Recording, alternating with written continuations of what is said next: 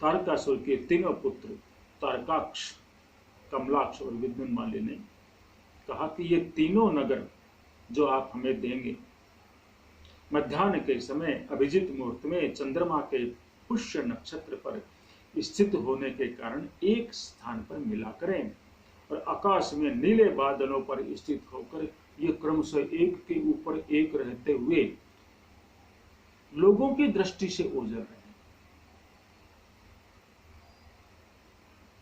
फिर पुष्करावर्त नामक काल मेघों के वर्षा करने पर 1000 वर्ष के बाद ये तीनों नगर आपस में मिले और एक ही भाव को प्राप्त हो, अन्यथा नहीं।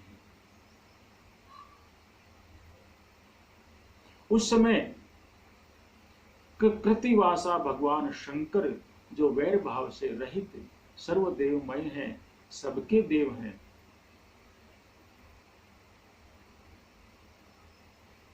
लीला पूर्वक संपूर्ण सामग्रियों से युक्त होकर एक असंभव रथ पर बैठकर एक अनोखे बाण से हमारे नगरों का भेदन कर सके।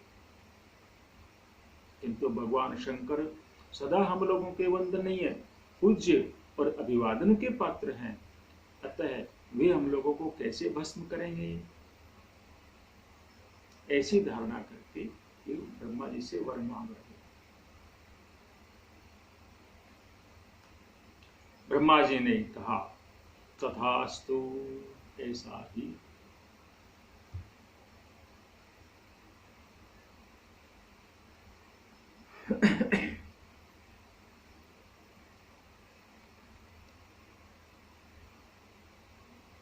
तीन नगरों का निर्माण हुआ, बड़े भव्य थे, एक सोने का, एक चांदी का और एक वज्र के समान कठोर लोहे का। उन नगरों में सभी सुविधाएं थी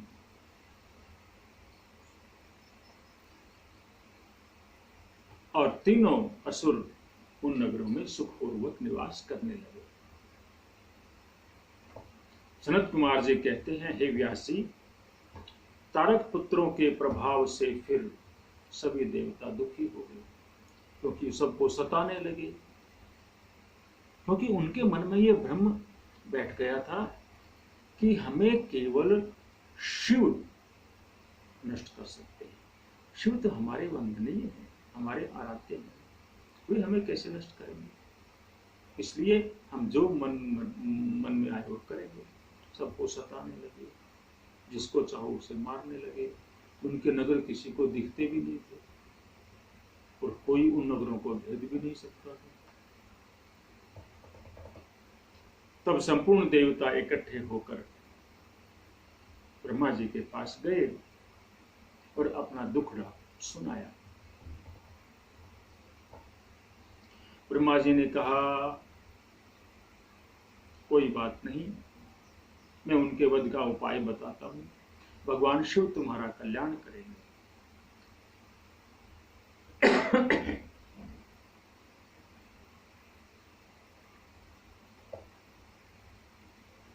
तुम इंद्र सहित सभी देवता भगवान शिव से प्रार्थना करो और उन्हें प्रसन्न करो, उनके हाथों ही इनका वध निश्चित है। ब्रह्मा जी की वाणी सुनकर इंद्र सहित सभी देवता भगवान सदाशिव के पास गए और भक्ति पूर्वक प्रणाम किया, पूजन स्तवन आदि किया और फिर निवेदन किया। भगवान शिव बोले, हे देवगणों, इस समय वे त्रिपुराधीश महान पुण्य कार्यों में लगे हुए हैं, इसलिए ऐसा नियम है कि पुण्यात्मा हो उस पर विद्वान को किसी भी प्रकार का प्रहार नहीं करना चाहिए, क्योंकि वे उन दुष्कर्मों के साथ साथ पुण्य कार्य भी बहुत करते थे। नगर में जो ब्राह्मण रहते थे, ऋषि मुनि रहते थे, उनका बड़ा सम्मान करते थे, उनकी सेवा करते थे, उनको किसी भी प्रकार का कष्ट नहीं होने देते थे। गाय के ऊपर तो कोई कठोर दृष्टि भी डाल दे तो उसका वध कर देते थे, धर्म का पालन भी कर रहे थे, लेकिन साथ साथ में देवताओं से बड़ा द्वेष रखते थे, देवताओं को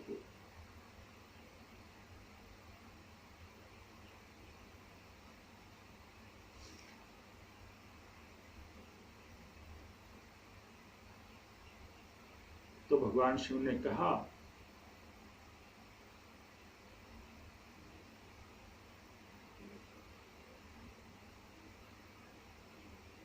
हे देवताओं, तुम लोग धर्मज्ञ हो, तुम जानते हो कि ये तीनों मेरे भक्त हैं, तो मैं इनका वध कैसे करूं? अपने भक्त का कोई वध करता है? उचित नहीं है। जब तक ये दैत्य मेरी भक्ति में तत्पर हैं,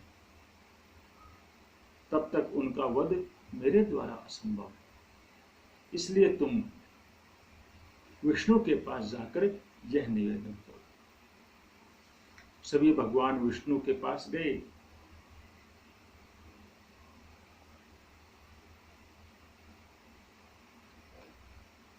उनके द्वारा फिर ऐसी व्यवस्था करी गई कि जिससे वे असुर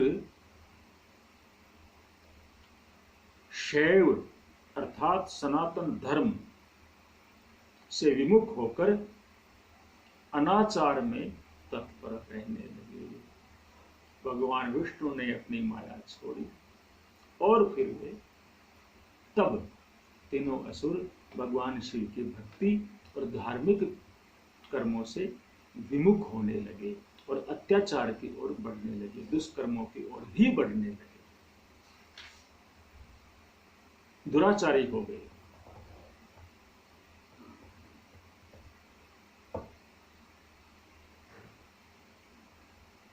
ऐसा करने पर लक्ष्मी वहां से विदा हो गई। लक्ष्मी वहां आ पहुंची, अधर्म का विस्तार हो गया।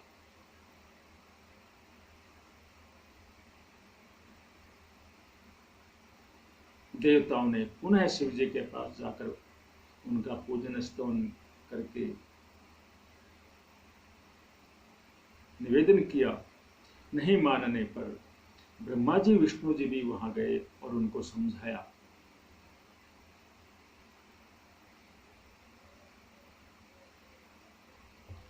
तब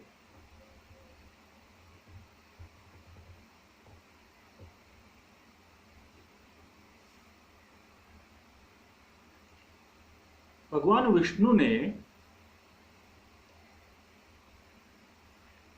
देवताओं को शिव मंत्र का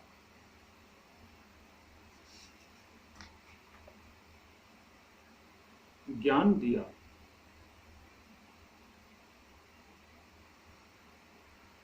शिव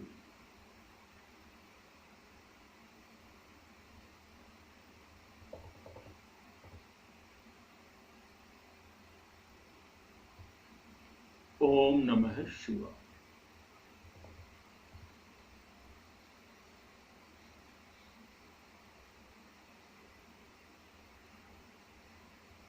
ओम नमः शिवाय। शुभम शुभम कुरु कुरु शिवाय नमः ओम। यह मंत्र उनको देवताओं को दिया कि इस मंत्र का तुम बार बार 1 करोड़ जप कर लोगे तो शिवजी अवश्य तुम्हारा कार्य पूर्ण करेंगे।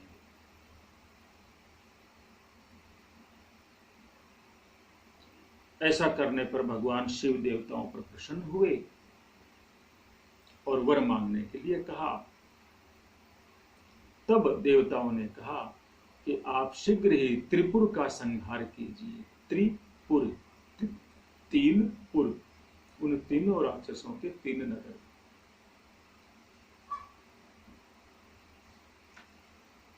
महेश्वर बड़े प्रसन्न हुए और कहा कि अब त्रिपुर को नष्ट हुआ ही समझो।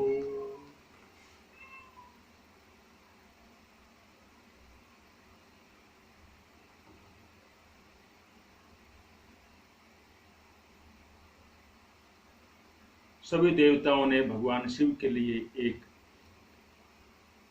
सूर्य सर्वदेवमय रथ का निर्माण किया।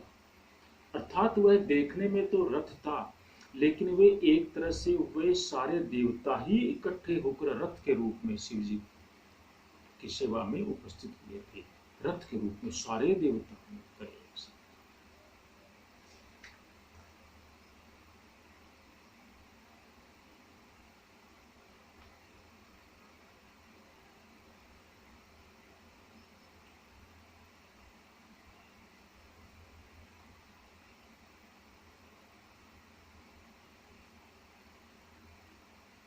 सनत कुमार जी कहते हैं, हे व्यास जी, उस महान दिव्य रथ में वेद रूपी अश्वों को जोतकर ब्रह्मा जी ने उसे शिव को अर्पित किया। शंभु को निवेदित करने के पश्चात जो विष्णु आदि देवों के सम्माननीय एवं त्रिशूल धारण करने वाले हैं, उन देवेश्वर की प्रार्थना वंदना करके ब्रह्मा जी उन्हें उस रथ पर चढ़ाने लगे। शंभु रथ सामग्री से युक्त उस दिव्य रथ पर आरूढ़ हुए। सभी देवता, लोकपाल, गंधर्व उनकी स्तुति करने लगे।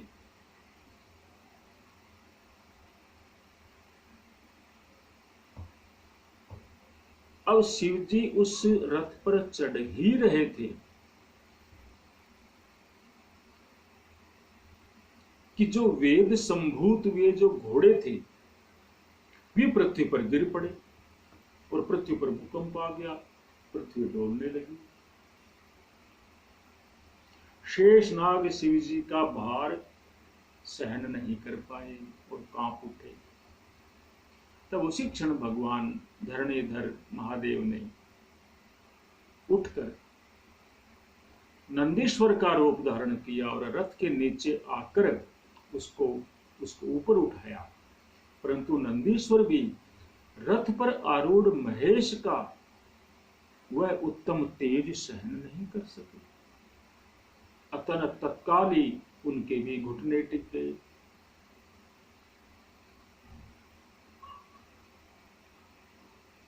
फिर भगवान ब्रह्मा जी ने शिव जी की आज्ञा से हाथ में चाबुक लेकर घोड़ों को उठाकर श्रेष्ठ रथ को खड़ा किया और भगवान महेश द्वारा अधिष्ठित उस उत्तम रथ में बैठे हुए ब्रह्मा जी ने रथ में जुते हुए मन और वायु के समान वेगशाली वेद में घोड़ों को उन तपस्वी दानवों के आकाश स्थित पुरों को, नगरों को लक्ष्य करके आगे बढ़ाया। अर्थात जब ब्रह्मा जी स्वयं उस रथ पर बैठकर सारथी बने, तब वह रथ चलने योग्य हुआ।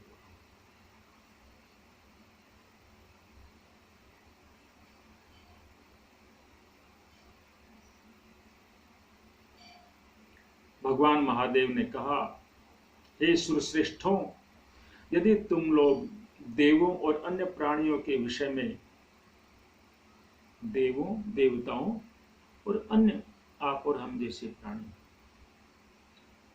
देवता, मनुष्य, कीट पतंगे, तो भगवान महादेव कह रहे हैं, बड़ी सुनने लायक बात है।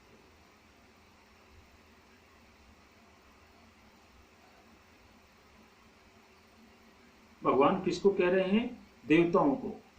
क्या कह रहे हैं कि हे देवताओं, यदि तुम अपने से अन्य प्राणियों को पृथक मानते हो, भेद करते हो,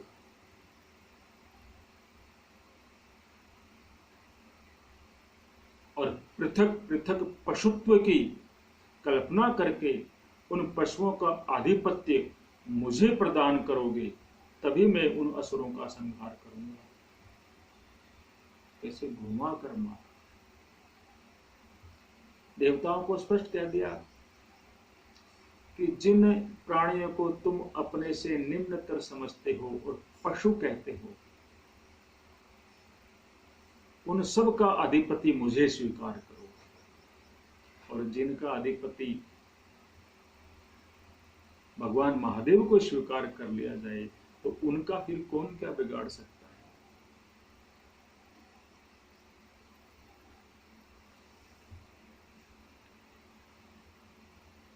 सभी देवताओं ने पहले तो मन में संदेह किया और मन में कुछ रुष्ट भी हुए। जिनको हम पशु समझते हैं, उनके स्वामी जब महादेव हो जाएंगे तो हमारा उन पर बस कैसे चलेगा। फिर भी समय के महत्व को जानकर और भगवान महादेव के भाव को ही सर्वोपरि और हित कारक मानकर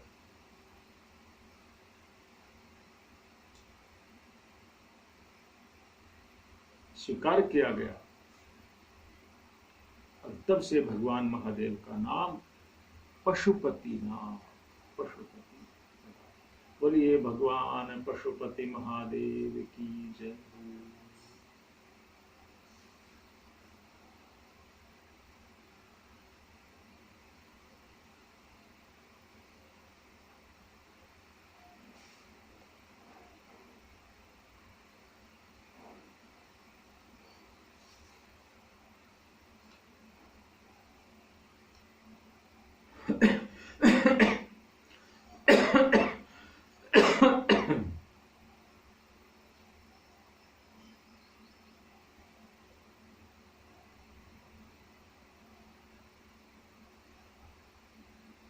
रथ तीनों त्रिपुरों की ओर चला। उनके वध का मुहूर्त आया। तीनों पुर एकत्व को प्राप्त हो गए, अर्थात परस्पर मिलकर एक हो गए।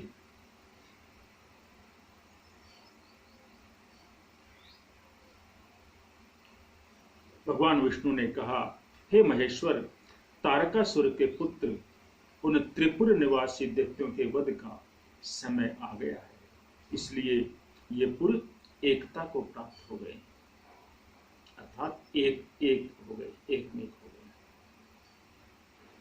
ये पुनः अलग हो जाएं, इससे पहले ही आप बाण छोड़कर इन्हें भस्म करिए। भगवान शिव जी ने धनुष की डोरी चढ़ाकर उसके ऊपर पाशुपतास्त्र नामक बाण का संधान किया और उसे वे त्रिपुर पर छोड़ने का विचार करने लगे। जिस समय भगवान महादेव ने धनुष की प्रत्यंचा को खींचा, उस समय अभिजीत मुहूर्त चल रहा था। धनुष के टंकार और सिंहनाद करके अपना नाम घोषित किया और महासुरों को ललकार कर करोड़ों सूर्यों के समान प्रकाशमान उस भीषण बाण को उन पर छोड़ दिया। उस बाण के नोक पर अग्निदेव प्रतिष्ठित थे। बाण स्वयं विष्णुमय था।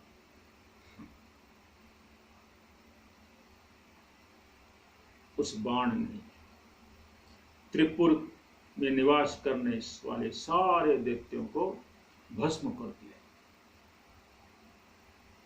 तीनों पुर भस्म हो गए।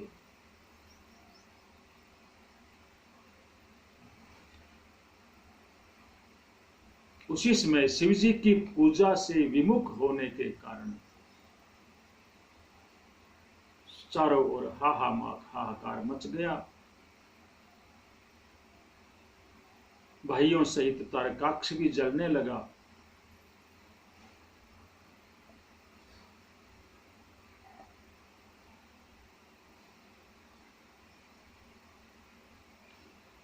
तब तारकाक्ष ने अपने स्वामी भगवान महादेव का स्मरण किया। मन ही मन उनको प्रणाम करके कहने लगा, आप हम पर प्रसन्न हैं, यह हमें ज्ञात हो गया है।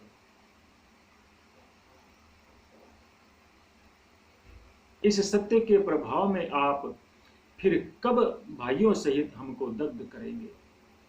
भगवान, जो देवता और असुरों के लिए अप्राप्य है, वह आपके हाथ से मरण, दुर्लभ मरण लाभ आज हमें प्राप्त हो रहा है। हम जहां कहीं भी कोई भी जन्म धारण करें आगे, वहां हमारी बुद्धि आपके ही भक्ति भाव से पूरित रहे, भावित रहे। ऐसा वे देखते तीनों विलाप कर रहे हैं और विलाप करते करते उन्होंने अपने शरीर छोड़ दी। भगवान शिव की आज्ञा से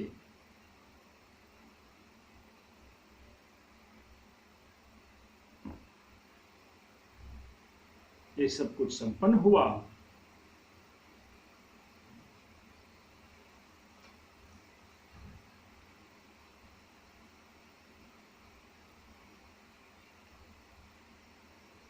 त्रिपुर में कुछ नहीं बचा। सारांश यह है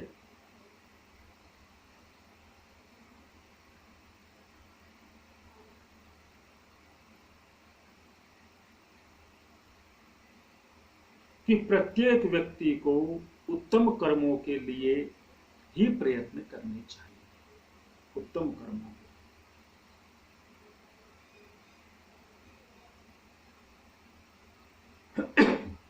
निंदित कर्मों का आचरण कभी नहीं करनी चाहिए, कभी नहीं करनी चाहिए।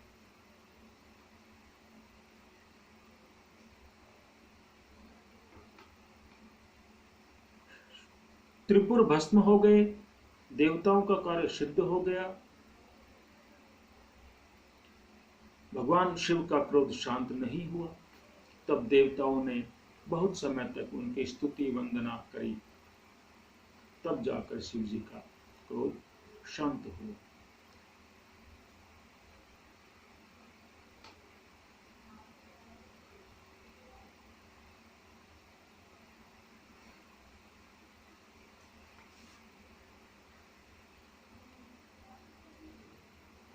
सूत जी महाराज कहते हैं कि व्यास जी का प्रश्न सुनकर, कौन सा प्रश्न? हे सनत कुमार, त्रिपुर के भस्म हो जाने पर उस त्रिपुर में एक मय दानव भी निवास करता था। वह वहां से भाग गया। उस मय दानव के बारे में आप मुझे संपूर्ण वृतांत सुनाइए।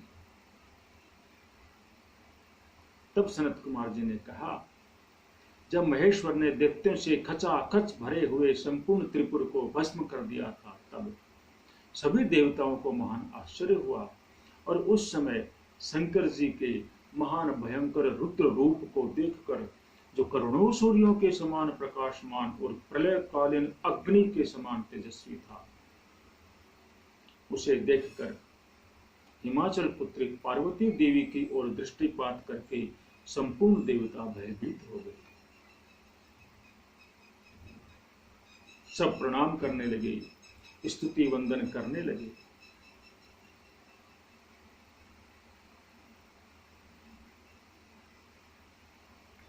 भगवान शंकर फिर प्रसन्न होकर बोले, हे ब्रह्मा विष्णु तथा देवताओं, तुम लोग पर मेरी विशेष रूप से कृपा है। मैं प्रसन्न हूं, इसलिए मनोवांछित वर मांग लो।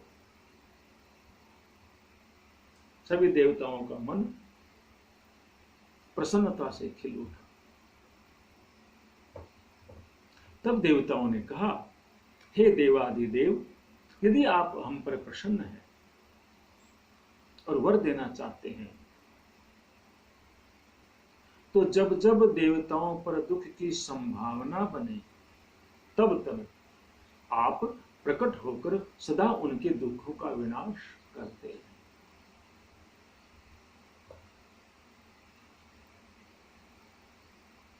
और फिर ब्रह्मा विष्णु देवताओं ने सबने मिलकर भगवान की स्तुति वंदना करी।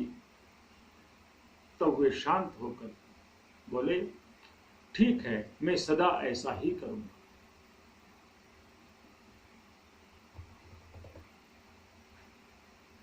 सारे अभीष्ट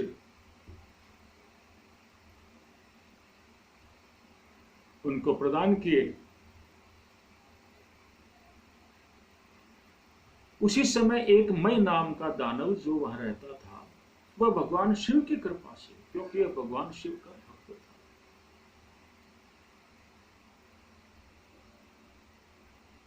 वह जलने से, भस्म होने से बच गया था। शंभु को प्रसन्न देकर हर्षित मन से वहां आया और हाथ जोड़कर सभी देवताओं को भी प्रणाम किया, भगवान विष्णु ब्रह्मा देवताओं को और भगवान रुद्र को भी प्रणाम किया।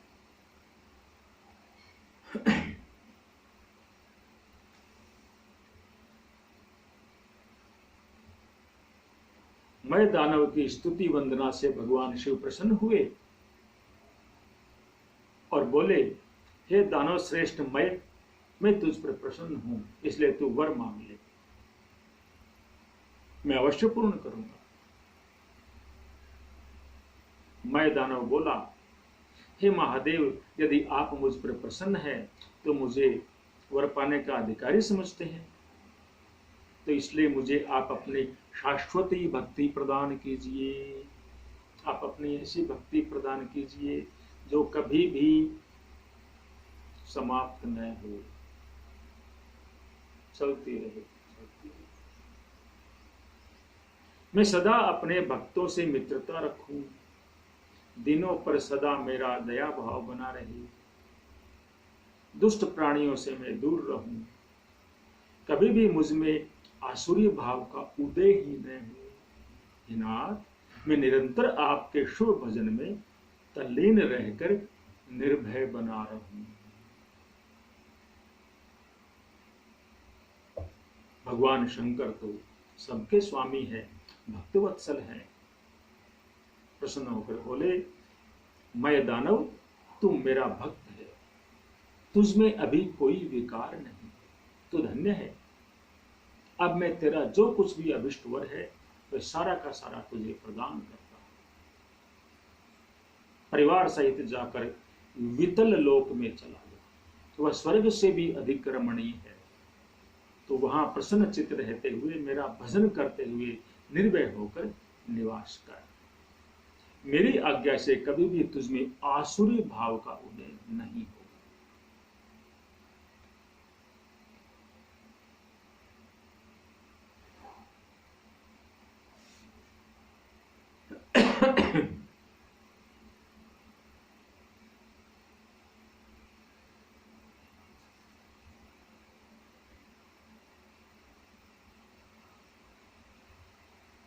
सनत कुमार जी ने कहा, हे व्यास जी महाराज, अब शंभु का दूसरा चरित्र प्रेम पूर्वक सुनो। उसके सुनने से, केवल सुनने से शिव भक्ति सुदृढ़ हो जाती है। हे व्यास जी, शंखचूड़ नाम का एक महावीर दानव था जो देवताओं के लिए कंटक था। उसे शिवजी ने युद्ध में त्रिशूल के नोक से मार डाला था। हे व्यास जी महाराज, आप उसका पूरा वर्णन सुनो। ब्रह्मा जी के पुत्र थे महर्षि मरीचि, उनके पुत्र हुए कश्यप। ये महर्षि कश्यप बड़े मननशील, धार्मिष्ठ, सृष्टिकर्ता, विद्या संपन्न और प्रजापति थे। जब दक्ष ने प्रसन्न होकर अपनी 13 कन्याओं का विवाह इनके साथ किया, जो 60 पुत्रियां हुई थी दक्षी, उनमें से 13 कन्याओं का विवाह इन कश्यप के साथ हुआ। और इन्हीं की संतानों का इतना अधिक विस्तार हुआ कि उसका वर्णन करना कठिन है। उन कश्यप की पत्नियों में से एक का नाम था दनु। वह श्रेष्ठ सुंदरी महान रूपवती थी। उसे साध्वी का सौभाग्य बहुत उज्जवल था, बड़ा हुआ था। उस दनु के बहुत से महाबली पुत्र उत्पन्न हुए थे। उनमें से एक का नाम था विप्रचित्ति, जो महान बल पराक्रम से संपन्न था। उसका पुत्र हुआ दंभ, जो जितेंद्रिय, धार्मिक और विष्णु भक्त था। जब उसके कोई पुत्र नहीं हुआ, तब उस वीर को चिंता हुई। उसने शुक्राचार्य जी को गुरु बनाकर उनसे श्री कृष्ण का मंत्र प्राप्त किया और पुष्कर क्षेत्र में जाकर, जो राजस्थान में, घोर तपस्या करी। 1,00,000 वर्ष तक तपस्या करी। तब उस तपस्वी के मस्तक से एक जाजल्यमान तेज निकलकर सर्वत्र व्याप्त हो गया सृष्टि में। वह तेज इतना दुस्सह था कि उससे संपूर्ण देवता, मुनि, मनुष्य अंदर से जल उठे। गर्मी सहन नहीं हुई किसी से। तब वे इंद्र को अगुआ बनाकर ब्रह्मा जी के पास आए सब, और प्रणाम करके, स्तुति वंदना करके, व्याकुल होकर सारा वृतांत कहा। तब ब्रह्मा जी उन सबको साथ लेकर वैकुंठ में भगवान विष्णु के पास गए, स्तुति वंदना करी और भगवान विष्णु को कहा कि हम सब एक अदृश्य, अज्ञेय, हमें पता नहीं है क्या कारण है, हम सब अंदर से जल रहे हैं। पूरी सृष्टि में एक गर्मी व्याप्त हो गई है। हे दीनबंधो, आप तो सबके रक्षक हैं, आप हम सबकी रक्षा कीजिए।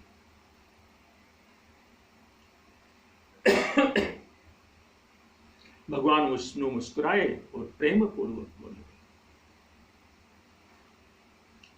हे देवगणों, शांत हो जाओ, घबराओ मत, भयभीत मत हो, कोई उलट पुलट नहीं होगा, क्योंकि अभी प्रलय का समय नहीं आया है। यह तेज तो दंभनाक नामक दानव का है, जो मेरा भक्त है और पुत्र की कामना से तपस्या कर रहा है। मैं उसे वरदान देकर शांत कर दूंगा। सभी प्रसन्न हुए और लौट। भगवान विष्णु पुष्कर क्षेत्र पहुंचे, दंभ को दर्शन देकर सांत्वना दी और कहा, वर मांगो। दंभ ने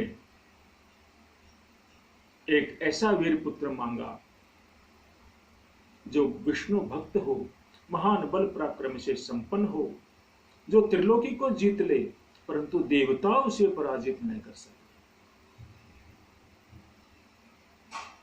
श्री हरि ने उसे वह वर दे दिया और दंभ दानव को तपस्या से निवृत्त कर दिया। समस्त सृष्टि में शांति छा गई, शीतलता छा गई।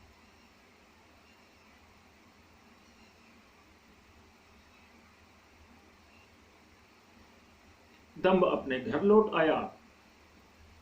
थोड़े समय के उपरांत उसकी भाग्यवती पत्नी से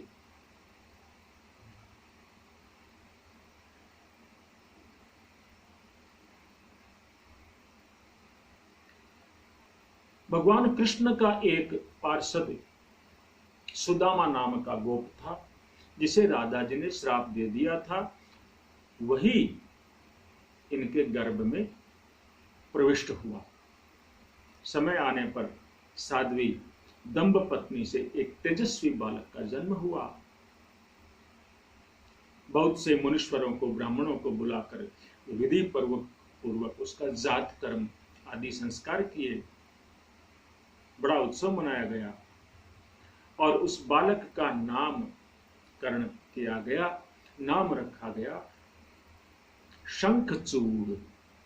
शंखचूड़। अपने पिता के घर में शुक्ल पक्ष के चंद्रमा के भांति वह बढ़ने लगा। अत्यंत तेजस्वी था, बड़ा हुआ और जैगीषव्य मुनि के उपदेश से पुष्कर में जाकर ब्रह्मा जी को प्रसन्न करने के लिए तपस्या करने लगा।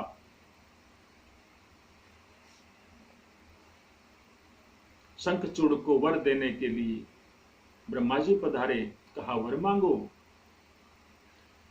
शंखचूड़ ने ब्रह्मा जी को विनम्रता पूर्वक अभिवादन, स्तुति, वंदन, नमस्कार आदि किया और फिर कहा, हे भगवान, मैं देवताओं के लिए अजेय हो जाऊं।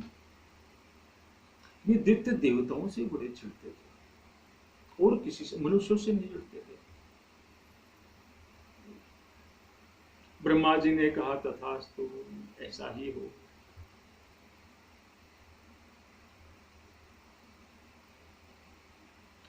ब्रह्मा जी ने उसे आज्ञा दी, अब तुम बद्रीवन चले जाओ, वहीं धर्मध्वज की कन्या तुलसी सकाम भाव से तपस्या कर रही है, तुम उसके साथ विवाह करो। ब्रह्मा जी अंतर्ध्यान हो गए।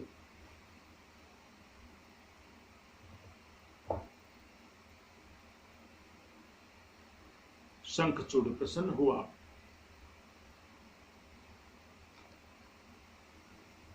तत्काल ही बद्रिकाश्रम पहुंचा, जहां तुलसी तपस्या कर रही थी। अत्यंत सुंदरी थी, उत्तम शील से भी संपन्न थी, चरित्रवान थी। शंखचूड़ ने उसको पूछा, तुम कौन हो, किसकी पुत्री हो, यहां चुपचाप क्यों बैठी हो? तुलसी ने कहा, मैं धर्मध्वज की तपस्विनी कन्या हूं और यहां तपोवन में तपस्या कर रही हूं। आप कौन है?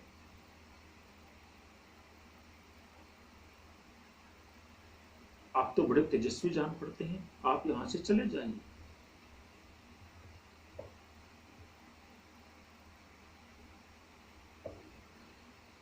तुलसी के ऐसा कहने पर शंखचूड़ ने कहा, तुमने जो बात कहा ऐसी कोई बात नहीं है, मैं यहां से जाने के लिए नहीं आया।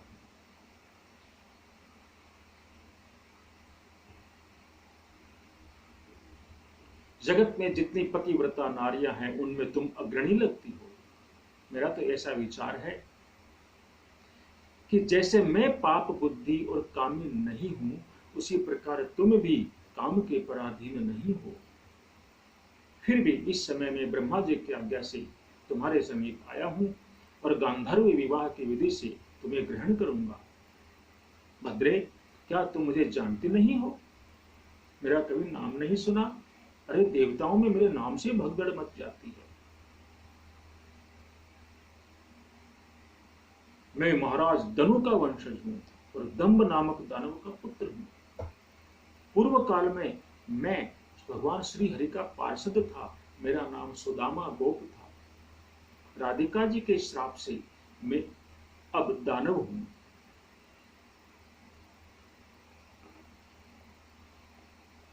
इस प्रकार कहकर चुप हो गया। तुलसी ने कहा, आपने सात्विक विचार से मुझे पराजित कर दिया है।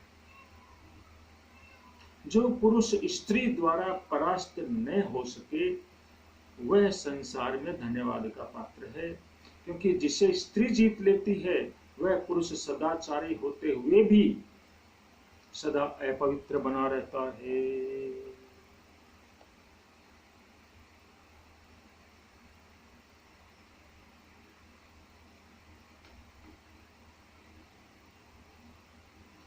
तुलसी कहती है, चरित्रहीन पति से कभी भी, चरित्रहीन व्यक्ति को कभी भी पति रूप में स्वीकार नहीं करना चाहिए, और यही पुरुष के लिए भी है। इसलिए शास्त्रों में कहा गया है, बड़े बुजुर्ग भी कहते हैं कि संबंध बड़ा ही सोच समझ कर करना चाहिए।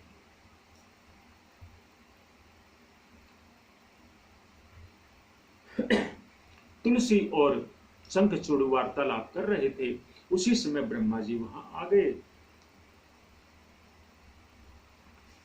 और उनको आशीर्वाद दिया। दोनों के विवाह का विधान उन्हें सुनाया। तब शंखचूड़ ने गांधर्व विवाह से विधि से तुलसी का पाणिग्रहण किया और अपने पिता के स्थान को चला गया और वहां रहने लगा।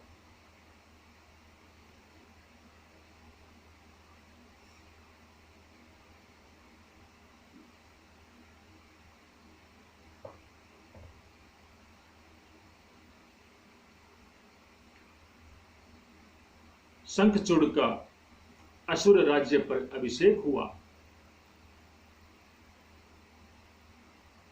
और उसके उपरांत स्वर्ग पर शंखचूड़ ने आक्रमण कर दिया, देवताओं के अधिकार छीन लिए, देवताओं को वहां से भगा दिया। देवता ब्रह्मा जी की शरण में आए। ब्रह्मा जी उन सब को लेकर विष्णु जी के पास गए। भगवान विष्णु ने शंखचूड़ के जन्म का यह पूरा रहस्य उनको सुनाया और फिर सब मिलकर के भगवान शिव के पास गए और अपना अभिप्राय प्रकट किया।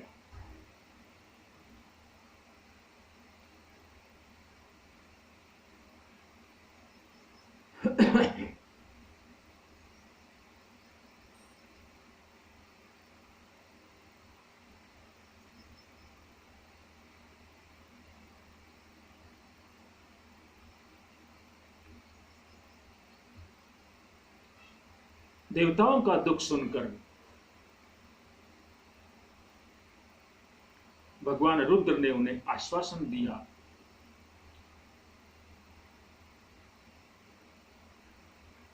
और बोले, हे ब्रह्मा जी, हे विष्णु, हे देवताओं, तुम लोग शंखचूड़ द्वारा उत्पन्न हुए भय का सर्वथा त्याग कर दो, तुम्हारा कल्याण होगा। मैं शंखचूड़ का सारा वृतांत जानता हूं। वह पूर्व जन्म में एक गोप था जो ऐश्वर्यशाली भगवान कृष्ण का भक्त था। उसका नाम सुदामा था। वही सुदामा राधा जी के श्राप से शंखचूड़ नामक दानवराज होकर उत्पन्न हुआ है, परंतु वह परम धर्मज्ञ है, पर देवताओं से द्रोह करता है, इसलिए वह देवताओं को क्लेश दे रहा है।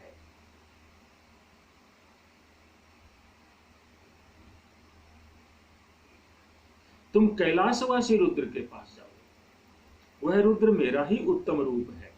देखो, ये देवता आए हैं भगवान शिव के पास, और भगवान शिव का ही अवतार है रुद्र।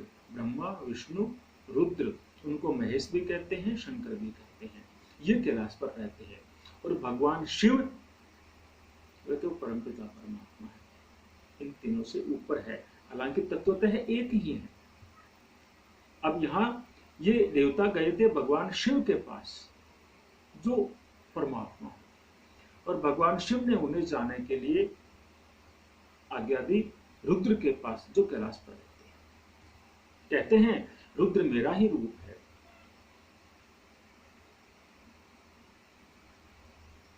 मैं ही देवताओं के कार्य की सिद्धि के लिए पृथक पृथक स्वरूप धारण करके वहां प्रकट हुआ हूं।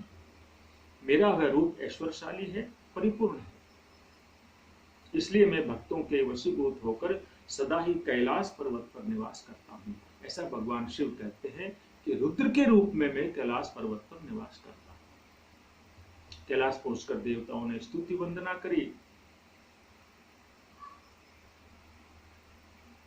भगवान शंकर रुद्र ने कहा, तुम लोग अपने अपने स्थान को लौट जाओ, मैं निश्चय ही शंखचूड़ का वध कर डालूंगा, इसमें संदेह नहीं है।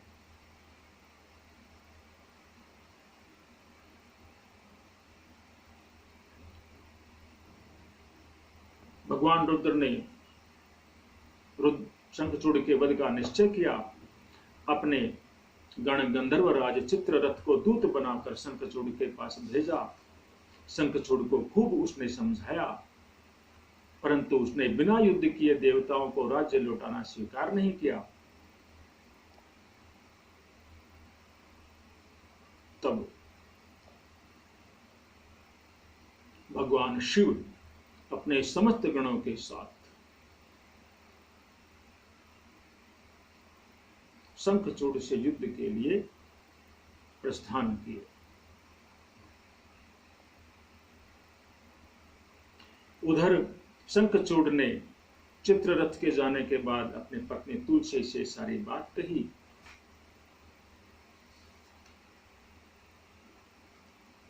कहा कि मैं जानबूझकर इस युद्ध के लिए तैयार हुआ हूं, मैं युद्ध के लिए निश्चय ही जाऊंगा, इसलिए तुम मुझे आज्ञा दो।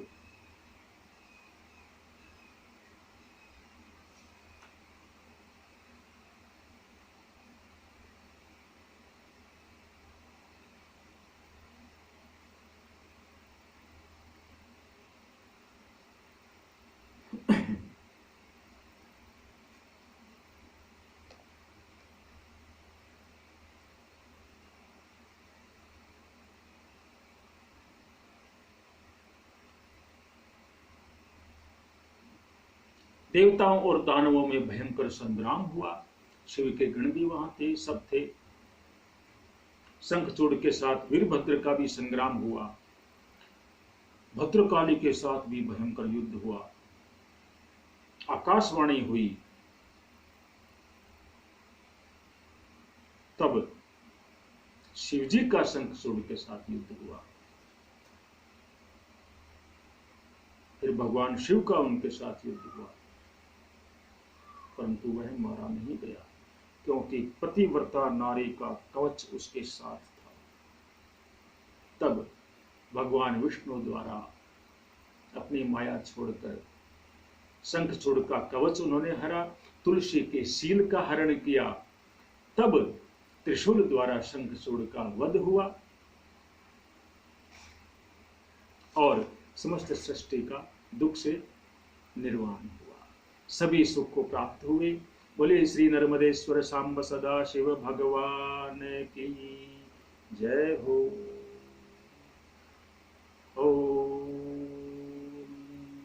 आरार्तिकं समर्पयामि, प्रदक्षिणां समर्पयामि, मंत्र पुष्पांजलिं समर्पयामि, प्रार्थना पूर्वकं नमस्कारां समर्पयामि। नमः पार्वती पतये, हर हर महा